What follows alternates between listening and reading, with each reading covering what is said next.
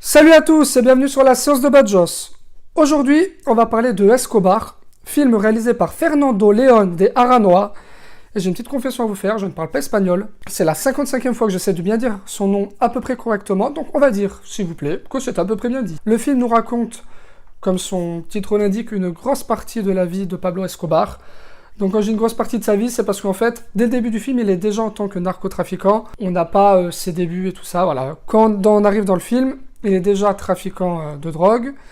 Et le film nous est raconté du point de vue de la journaliste Virginia Valero, qui va ensuite devenir sa maîtresse. Le film posait une interrogation dès le début. En voyant la bande-annonce et le projet, on se demandait, avec tout ce qu'on a vu sur Escobar ces derniers temps, c'est-à-dire la série Narcos, et on va en revenir plus tard dans la vidéo, le documentaire sur Netflix au sujet de Pablo Escobar, Paradise Lost qui est sorti il y a quelques années avec Benicio del Toro. Donc ça fait qu'en peu de temps, on a eu pas mal de Pablo Escobar, il y en a même eu dans Barry Seal, le film avec Tom Cruise l'année dernière où Pablo Escobar a un rôle à jouer dans le film et que ce personnage joué par Tom Cruise est connu aussi, donc c'est quand même un environnement qu'on voit beaucoup ces dernières années. Donc la question que posait le film c'était, est-ce que on va apprendre quelque chose? La bande-annonce nous promettait que oui, c'est-à-dire que la bande-annonce disait une phrase du genre vous pensez tout connaître sur Pablo Escobar, et ben vous avez tort. Quelque chose comme ça. Et en fait, il suffisait de voir la série Narcos pour en fait connaître 99,99% de ce film. Mais c'est un bon film.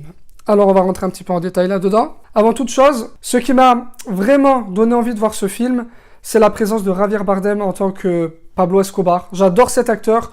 Et je trouvais déjà dans la bande-annonce, c'était assez crédible, ça le faisait, et j'étais vraiment curieux de voir ça. Clairement, c'est une réussite. Javier Bardem, c'est un super acteur, et il arrive à prendre les traits de Pablo Escobar, donc il y a des aides bien sûr avec les prothèses et tout ça, donc son corps, son physique est un petit peu aidé avec les moyens techniques du cinéma. La transformation est réussie, on y croit.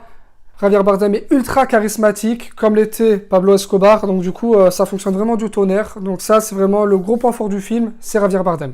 Ensuite, on peut aussi parler de Penélope Cruz, qui est très bonne dans son rôle, qui est vraiment très investie. Elle joue vraiment bien, c'est-à-dire que, vous verrez, elle est très très investie dans son rôle, et puis bon, Pénélope quoi, hein, je veux dire, Pénélope, si tu nous entends.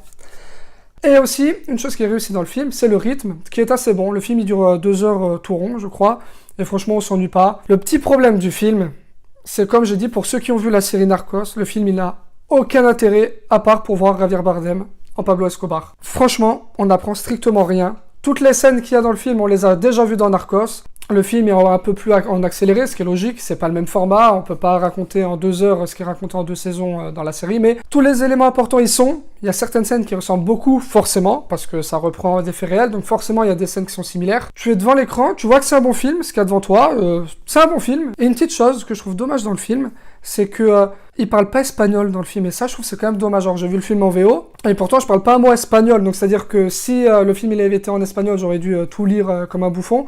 Mais dans Narcos, par exemple, quand tu regardes la série en VO, bah, quand il est Pablo Escobar, il est avec sa famille dans sa villa et tout ça, bah, il parle en espagnol, et je trouve que ça rajoute de la crédibilité, ça rajoute une atmosphère qui est plus représentative que là. Tout le film, il parle tout le temps en anglais, et moi ça m'a un petit peu dérangé, ça. Je trouve que c'est quand même dommage pour un film espagnol avec des acteurs hispaniques, que au moins les scènes dans l'intimité ne soient pas en espagnol. Je trouve ça dommage. Alors c'est pas pour faire mon bobo, faire le mec, ouais, moi je parle pas du tout espagnol, j'aurais tout lu comme ça, comme un bouffon. Au niveau de l'atmosphère, je trouve que ça rend bien, c'est ce que Narcos, la série, a très bien réussi à faire. Donc ça, je trouve que c'est dommage que ça parle pas en espagnol. Et en fait, c'est un peu tout ce que je reproche au film, parce que le film, il est pas mauvais, hein. C'est vraiment un bon film. Donc moi, le petit conseil que je vous donne, si vous n'avez pas vu la série Narcos, allez voir ce film. Vous vous ferez un avis général sur l'ambiance, si ça vous plaît, tout ça. Et là, ensuite, en complément, vous allez voir la série Narcos, parce que, bien sûr, le film expédie les choses assez rapidement, ce qui est logique. Et du coup, dans la série, on prend un peu plus son temps, c'est un peu plus développé.